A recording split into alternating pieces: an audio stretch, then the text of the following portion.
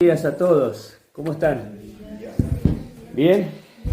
Bueno, qué lindo, porque yo también me siento bien en esta mañana y les pido que estén orando por Ari. Parece que tiene placas, anda con dolor de cabeza, dolor del cuerpo y un poco, bueno, de congestión, así que orar por ella, les pido para que realmente se pueda recuperar y pueda estar nuevamente en condiciones. Hoy estamos de temas nuevos, ¿no? En mayo, el miércoles arrancamos con sectas. Así que le invitamos a todos los que por ahí no están viniendo los días miércoles que se acerquen. Es un estudio que va a tener una relación, ¿sí? Empezamos el otro día con qué es, para qué es, qué tenemos que tener en cuenta, cuáles son las enseñanzas que ellos tienen. Y está a modo de introducción, y este miércoles nos va a tocar ver justamente los mormones, ¿sí? ¿Qué lo piensan? ¿Dónde están parados? ¿Cuál es su fundamento? ¿Sus libros? ¿Sus enseñanzas? Todo eso. Así que si no lo llegaste a estar el miércoles, escuchá el mensaje que se graba justamente para volver a sentarse, a tomar tiempo para estudiar. Y después sucesivamente iremos con unas más, así hasta que lleguemos a terminar la primera etapa del año. Hoy arrancamos con un tema también que se llama el tema que es medio difícil, pero que lo empezamos a ver en la reunión de los varones, que es el tema del amor, ¿sí? Es el tema que justamente una de las cosas que le reclama a Dios a la iglesia de Efesios es que había perdido su primer amor. Y eso requería de que se habían olvidado de Dios. Pero también cuando vos te olvidás de Dios, te olvidás también de las personas. Porque justamente el primer mandamiento que el Señor nos pone a cada uno de nosotros es amar al Señor y como consecuencia amar al prójimo. Entonces comienza el Señor a poner cosas prácticas, como por ejemplo decir, ¿cómo podemos decir que amo a una persona que es mi hermano en Cristo? ¿Cómo puedo decir que amo a Dios pero no puedo amar a mi hermano? En las cosas que le toca vivir, en sus problemas, en sus conflictos. Y quiero que vayamos al primero de los pasajes, ¿sí? Que está en Efesios capítulo 3, versículo 18. Porque allí el escritor, justamente Pablo, hace una oración. Hoy César nos hablaba del amor cuando hablaba en la cena del Señor. Y aquí Pablo también tiene una de sus oraciones allí en Éfeso. Y habla justamente de que la iglesia tiene que entender qué es el amor y apropiarse de ese amor. Capítulo 3 y versículo 18 dice así. Para que seáis capaces, vamos a leer el versículo 17, para que habite Cristo por la fe en vuestros corazones, a fin de que arraigados y cimentados en amor, escuchen bien el versículo 18, seáis plenamente capaces de comprender con todos los santos cuál sea la anchura, la longitud, la profundidad y la altura, y de conocer el amor de Cristo que excede todo conocimiento. Y sabe que cuando comienza el versículo 18 dice plenamente capaces de comprender. Esa palabra comprender en el original tiene que ver con apoderarse, apropiarse, ¿sí? Hay un poder que nosotros tenemos en nuestras vidas y el Señor dice que echemos mano de ese poder que está en nosotros, que es el Espíritu Santo y es la palabra del Señor. Pero también nos dice que debemos echar mano al poder que tenemos para conocer el amor de Dios. Fíjense que ahí el escritor presenta dimensiones, altura, anchura, profundidad. Solíamos cantar cuando éramos chicos, el amor de Dios es maravilloso. Tan alto decíamos que no puedo ir arriba de él, tan bajo que no puedo ir debajo de él, tan ancho que no puedo ir afuera de él, y termina diciendo la canción, así es el amor de Dios. Y esa es la calidad de amor que nosotros recibimos de nuestro Señor, a través del Hijo, del Padre a través del Hijo, y el Señor quiere que nosotros comencemos a desarrollarlo como iglesia. Una iglesia que no ama es una iglesia que tiende a apagarse. Una iglesia que tiende a apagarse es como un fuego tiende a desaparecer. Y un fuego que desaparece es un testimonio cerrado y una deshonra al nombre de Dios que nos ha dado a nosotros, como dice 1 de Juan capítulo 3:1, el amor, dice, mirá cuál amor nos ha dado el Padre para que seamos llamados hijos de Dios. Entonces, cuando hablamos de amor, tenemos que hablar que no solamente estamos hablando de una cuestión sentimental, sino de cuestiones prácticas, de una vida dentro de la iglesia y fuera de la iglesia. Si nosotros queremos que las personas que están afuera puedan entrar y entender cuál es el amor de Dios, el Señor Jesús oraba para que sus discípulos manifestaran un testimonio. Y dice, por los que van a creer a través de la vida de ellos. ¿Y cómo van a llegar si no mostramos nosotros en primer lugar el amor entre nosotros? Ahora, dice allí, 1 Corintios capítulo 13. Abramos ahí hacia el otro lado, corremos un par de libros. 1 Corintios capítulo 13. Ahí el escritor va a poner qué es y qué no es. Hoy vamos a tratar de ver dos de estas cualidades, si así el Señor nos permite con el tiempo. el capítulo 13 de Primera de Corintios, versículo 4 al 8. Primera de Corintios capítulo 13, versículo de 4 al 8. Dice, el amor es sufrido, es benigno, el amor no tiene envidia, el amor no es jactancioso, no se envanece, no hace nada indebido, no busca lo suyo, no se irrita, no guarda rencor, no se goza de la injusticia, mas se goza de la verdad, todo lo sufre, todo lo cree, todo lo espera, todo lo soporta. El amor nunca deja de ser. Y comienza a decir, las profecías pasarán, todo acabará, pero el amor es lo único que va a permanecer. Desde antes de la creación del mundo, desde el momento que comenzó a funcionar el mundo y hasta que termine el mundo. Y ahí cuando utiliza el amor, la palabra amor ahí en el original, utiliza el ágape, que significa un afecto benevolente. ¿Saben que la palabra benevolente se divide en dos partes? Yo lo tengo anotado acá. Perdónenme, iba a hacer un PowerPoint, pero no llegué. Entre muchas cosas que pasaron ayer, no llegué a hacerlo. Benevolente significa bene, es bueno, y volo, que viene de la palabra benevolente, significa querer. Y cuando uno lo traduce es querer hacer lo bueno por los demás. Entonces cuando el Señor le dice a la iglesia de Corintio, el amor, dice, es querer hacer el bien por los demás. ¿Te das cuenta cómo empieza la palabra cuando dice esto es el amor? El querer hacer el bien por los demás. ¿Qué fue lo que hizo el Señor Jesús? Bajó a la tierra, vino a la cruz y tomando nuestro lugar, pensó en nuestro bienestar, en nuestra eternidad.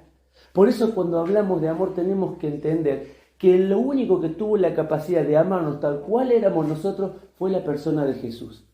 Nadie pudo poner un mayor precio, su vida por la vida de nosotros, para que nosotros podamos entender lo que es el amor. Ahora la Biblia habla de 4 palabras para el amor.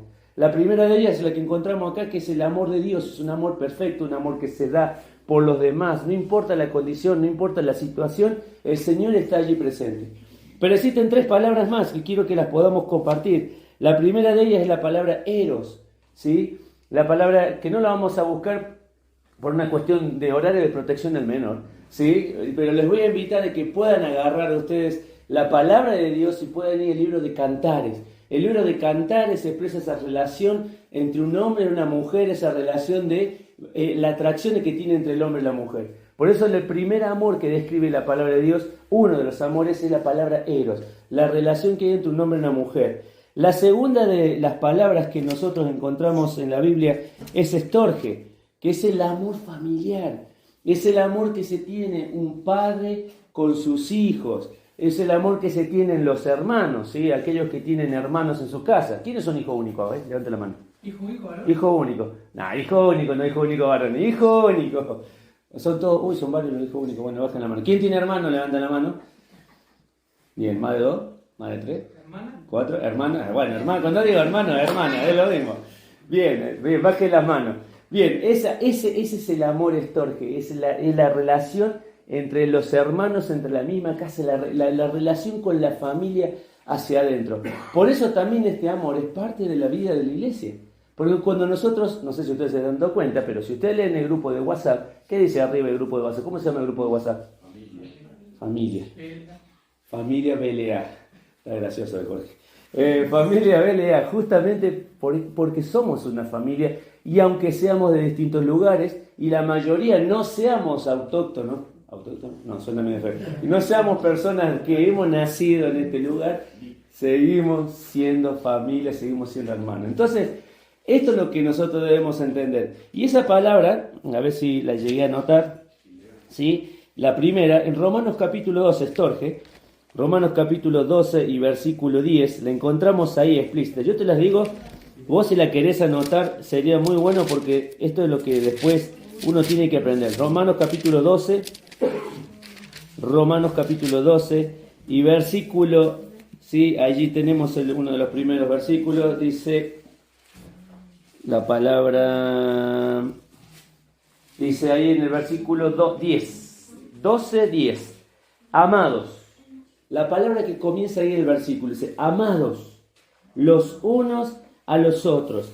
En ese lugar aparece la palabra estorge mezclada con la palabra fileo, ¿sí? ¿Por qué? Porque la tercera acepción de la palabra amor es la palabra fileo, que esa palabra ya no tiene que ver con la relación dentro de la familia, no tiene que ver la relación entre un hombre con una mujer, sino tiene que ver con la calidad de amor fraternal, el amor fraterno, el de amistad, el de generar lazo con otras personas, que ya no son tu propia sangre, que ya no son los de tu casa, que ya no son personas que vos conociste, sino que las conociste en el camino, en el trabajo, un compañero, comienza con la amistad, con la charla. Y en un solo lugar, no un solo lugar, varios lugares, pero vamos a un solo lugar, San Juan capítulo 21, donde vamos a ver la utilización de esta palabra. Y es muy hermoso porque el Señor Jesús se la hace a Pedro. San Juan capítulo 21, versículo del 15 de adelante. No sé si ustedes se acuerdan. ¿Cuántas veces negó Pedro al Señor Jesús?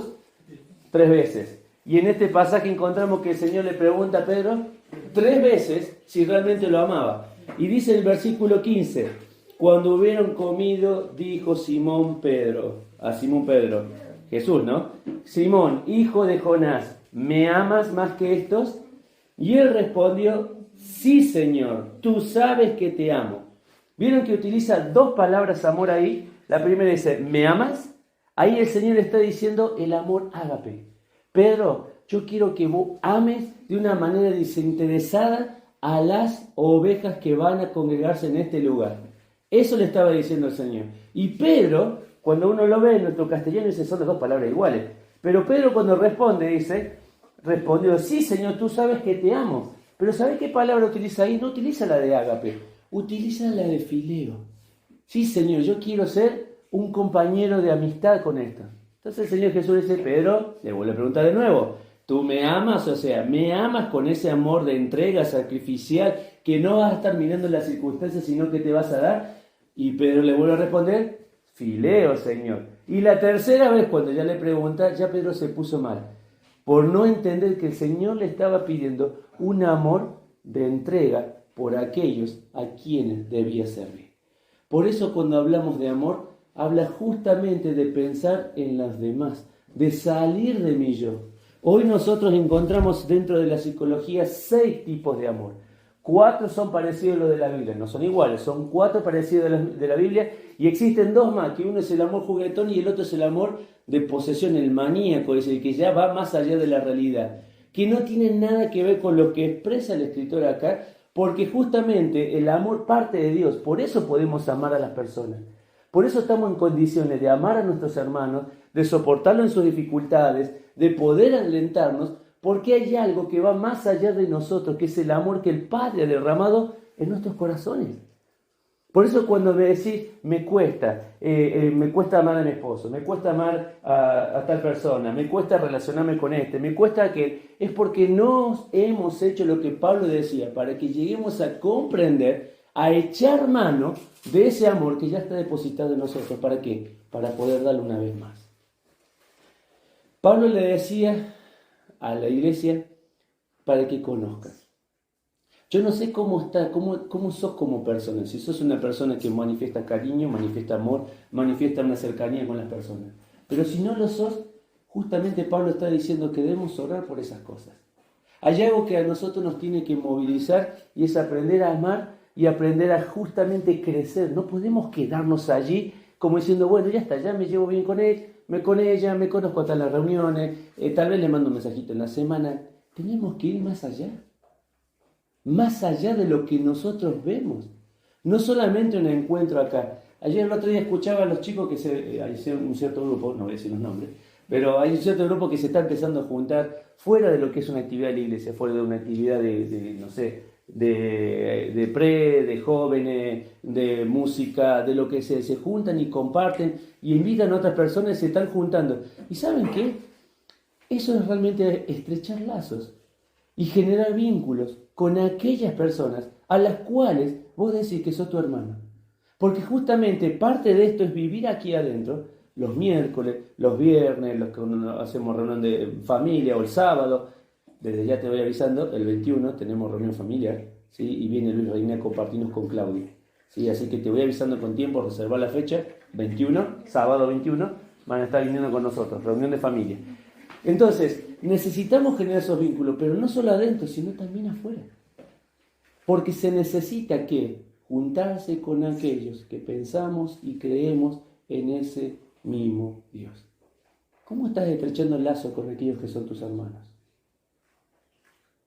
Por eso le decimos, papá y mamá, nuestros hijos se tienen que estrechar lazo con la gente de la iglesia, con chicos de la iglesia. Si no fomentamos eso, como papá, ¿dónde van a ir a buscar las amistades? Todos tenemos una necesidad de sentirnos amados, de sentirnos escuchados, de sentirnos apoyados, de sentirnos alentados. Y si no lo encontramos acá, ¿dónde vamos a ir? No va a tener otro lugar, ¿eh? O es acá o termina yendo afuera. Entonces, el escritor es muy sabio cuando dice que debemos empezar a pensar en este amor que cada uno de nosotros tenemos. Ahora, vamos a ver la superioridad del amor que nosotros tenemos. Capítulo 13 de Primera de Corintios. Vamos a volver ahí. La primera característica del amor que nos está diciendo el escritor. Uy, venimos bien. Vamos bien con el tiempo, ¿eh? No se asusten lo de conéctate con Jesús, ¿eh? Capítulo 13, versículo 4. Dice, el amor, ese amor benevolente, ese amor que piensa por los demás, es sufrido. ¿Sabes que la palabra sufrido, ¿sí? Allí en su original, es macrosumeo? Es una palabra que viene parecida al macrotumia, esa largura de ánimo. Bueno, macrosumeo tiene que ver acá con tener un espíritu paciente, saber soportar, saber no enojarse, o sea, ser tardo para enojarse, lejos de enojarse, dice acá. Crisóstomo dijo una vez que es el espíritu que tiene el poder para vengarse, pero no se venga. Tiene la capacidad de reaccionar, pero no lo hace. El concepto que nosotros que tenemos de sufrir muchas veces es opuesto a lo que está pidiendo la palabra del Señor acá. Porque cuando entendemos sufrir, uno va al diccionario y encontramos que es dolor, una molestia, una enfermedad que te acusa, un sufrimiento, no sé, por ahí el otro día cuando hablaba, lean que le había pisado el pie a Silvana, que le dolía el pie. No le había pisado el pie, ¿no? No. Es una cuestión que va más allá y que te lleva a que justamente vos te sientas en debilidad porque estás mal, porque estás sufriendo una dolencia, estás sufriendo a tu jefe o estás sufriendo... eso es el concepto que nosotros tenemos, porque el mundo es un mundo donde se sufre, no es un mundo donde se la pasa lindo. El Señor Jesús dijo, en el mundo tendréis aflicción. Y ese es el concepto que nosotros tenemos que tener en nuestra cabeza, de que a pesar de que somos cristianos, nos siguen pasando las mismas cosas que le pasa a la gente que no es cristiana. ¿Sí? El Señor dijo, cuando terminó su sermón del monte, dijo, voy a comparar al sabio y al necio. El sabio que edificó su casa sobre la roca y al necio que edificó sobre la arena. ¿Qué dijo después? A los dos le vinieron lo mismo. Le vinieron las situaciones difíciles, le vinieron los vientos, le vinieron las tempestades, le vinieron los problemas, pero solo uno quedó de pie. Entonces, cuando nosotros decimos, yo soy un hijo de Dios y me va a ir todo bien, tenemos un concepto equivocado de lo que me va a pasar. Porque justamente el Señor nos quiere manifestar a nosotros que vamos a padecer, pero si estamos en Él, vamos a poder soportar. Ahora, dice acá el primer concepto, el amor es sufrido. Colosenses capítulo 3. Vamos a ver dónde más aparece esa palabrita que está allí. Filipenses, Colosenses, el capítulo 3. Si lo querés anotar, Colosenses capítulo 3 y versículo 12. 3:12. Vestíos pues como escogidos de Dios, dice, santos, amables, de entrañable salud, entrañable misericordia. Tenía una nueva versión, no sabían ustedes. Amados de entrañable misericordia, de benignidad, de humildad, de mansedumbre, de paciencia. Ahí aparece justamente la palabra macrosumeo, tener la disposición de tolerarnos. Ser paciente con las debilidades de los otros. Mira, hay unos ejemplos que anoté acá, sí, que encontramos en la palabra del Señor, cómo el Señor muchas veces nos manifiesta a nosotros amor. Y una de ellas es el amor desinteresado del Señor se manifiesta a través de la creación. Si uno se da cuenta, cuando el Señor hace todo el universo, ¿sí? ¿En qué día aparece el ser humano? En el sexto día. En el sexto día Dios forma al ser humano, forma al humano para que pueda vivir. ¿Por qué no lo hizo en los otros días? Porque si uno se pone a analizar todos los eventos cósmicos que el Señor va haciendo y cada día que va poniendo en condiciones el universo, si el ser humano aparecía en el día 1 no podía sobrevivir. Porque no estaban dadas las condiciones de la atmósfera, no estaban separadas las aguas, no había luz, no estaba separada la luz de las tinieblas, no había vegetales para que el ser humano, nosotros respiramos que oxígeno del aire, de los árboles que lo producen, no estaban dadas las condiciones. El amor de Dios se manifiesta en eso, en poner en condiciones nuestra vida, en darnos las cosas para que nosotros podamos entender. El amor de Dios se manifiesta como le pasó a Mefiboset. ¿Se acuerdan de Mefiboset? Estaba lisiado y David asume como rey y se acuerda de esa amistad con Jonatán y dice que iba a hacerle bien a la casa de Jonatán. ¿Alguien sabe si ha quedado algún hijo? Y nadie sabía si había quedado nadie un hijo. Dice, pero hay un siervo que era de los jefes de antes. ¿Quién es Siba? Que venga Siba. Lo llama Siba, decime, ¿hay alguien de la casa de Jonatán que haya quedado vivo? Y él dice, ha quedado un hijo lisiado, que se llama Mefiboset. Y él dice, bueno, llámelo, que venga aquí en mi presencia. Y el Señor, David comienza a hacerse cargo de la situación de esa persona que estaba bajo esa circunstancia difícil de estar, lisiado sin poder caminar. Y comienza a decirle, a partir de hoy vas a comer todos los días a la mesa del rey. Eso es manifestar benevolencia por las otras personas. Lo vemos en el Señor Jesús, lo vamos a ver en 2 versículos. Marcos capítulo 10, está en el mismo lugar. Marcos capítulo 10, en 2 lugares lo vamos a ver acá, que es impactante como el Señor muestra su amor para con nosotros. En Marcos capítulo 10 lo encontramos en el primer versículo 51. No sé si te acordás, versículo 40 y... versículo 50, vamos a leerlo. Entonces, 10:50 de Marcos. Entonces, arrojando su capa, se levantó y vino Jesús, y respondiendo Jesús le dijo, ¿qué quieres que te haga? ¿Qué quieres que te haga? Ese es el amor del Señor.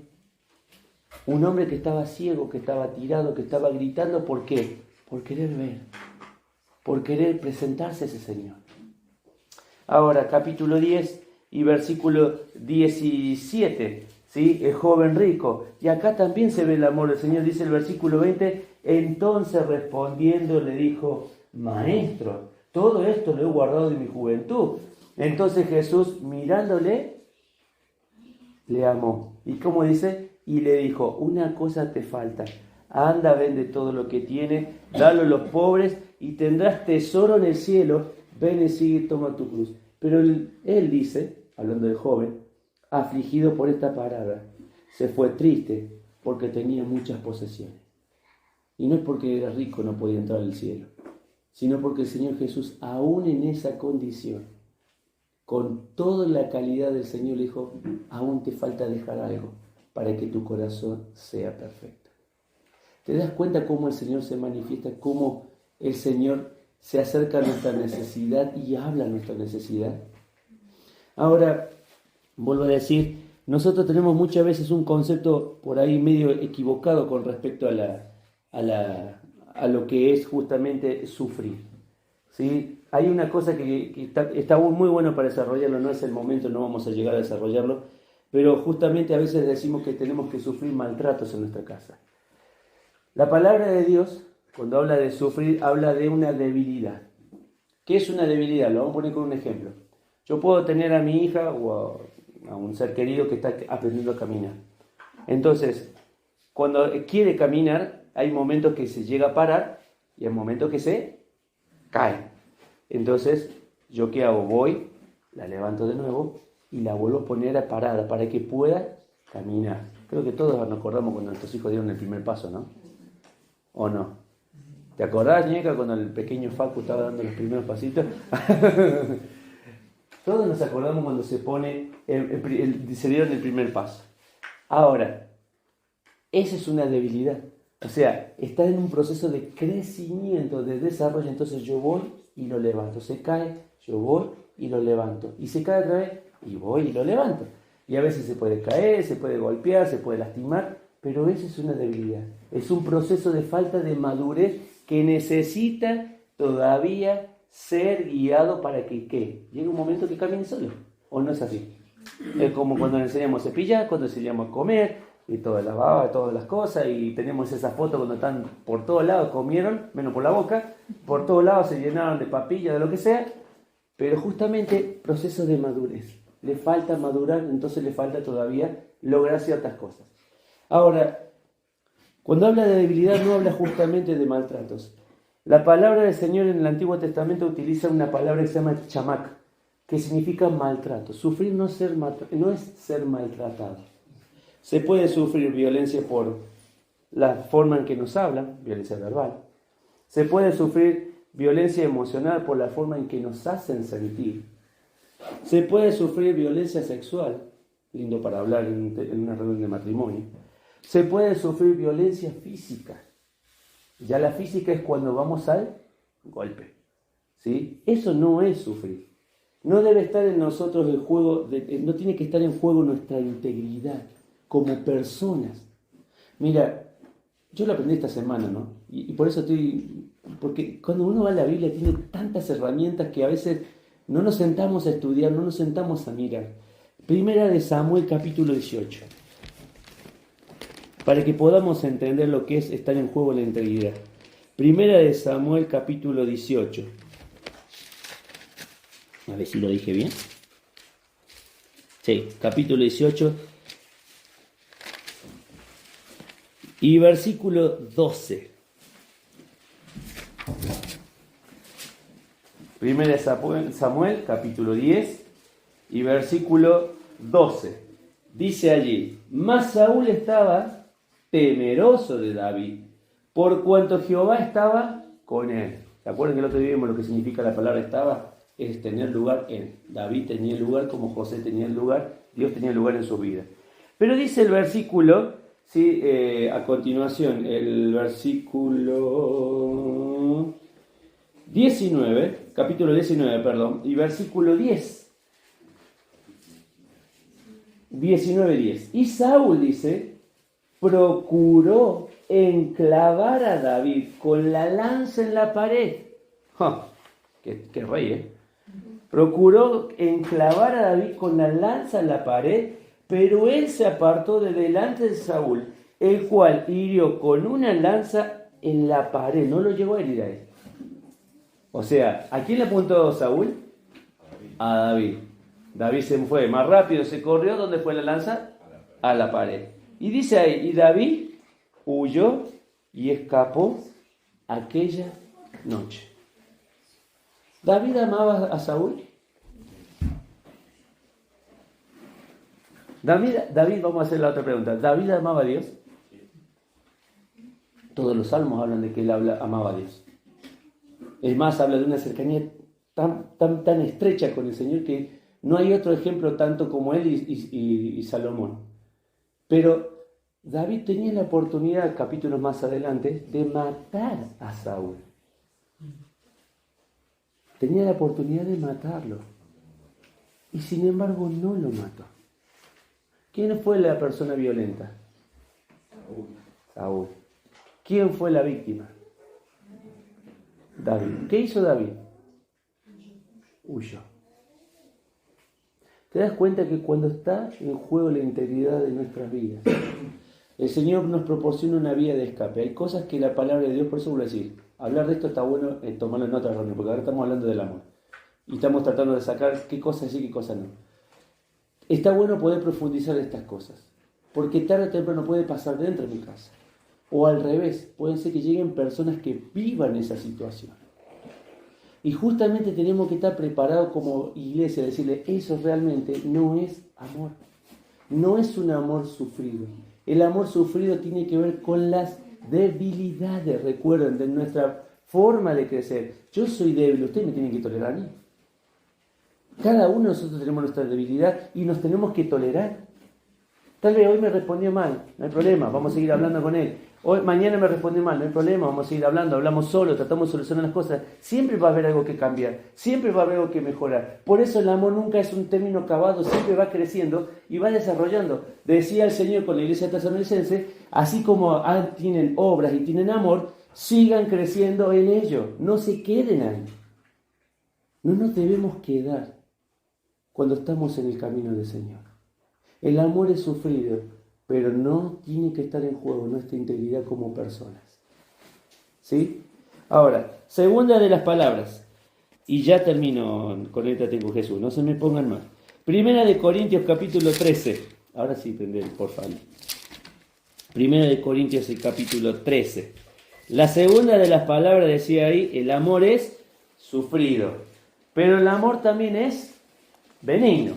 Y dice ahí la palabra en el original que utiliza, no vamos a buscar todos los pasajes, pero la palabra benigno tiene que ser, dice así acá, es aquel que, lo voy a tratar de resumir, benigno es algo o alguien que no causa daño. Por eso fíjense en esto, recién vimos que David fue violentado, y David tenía la oportunidad de ¿qué? De matarlo. ¿Y qué hizo David? No le voy a poner un dedo a Saúl. Es más, cuando vienen y le cuentan que Saúl había muerto, con Jonatán habían muerto en guerra, viene uno para hacerse el canchero y decía, hacía yo gracia delante del rey, yo lo vi ahí medio muerto a Saúl y lo enclavé y lo maté y traje todas las cosas para vos. ¿Y qué le dijo David? ¿Cómo te atreviste a poner un dedo en el ungido de Jehová? ¿Te das cuenta? Eso significa benigno, no hacer daño. ¿Estamos? Y eso significa que debo aprender a controlar mi lengua, porque con esta hacemos bastante daño. Y dice, vamos a ponerlo con un ejemplo que es un amor benigno. Te voy a pedir que mires un ratito, son 3 minutos de este videíto y con esto vamos a terminar en esta mañana. Espera.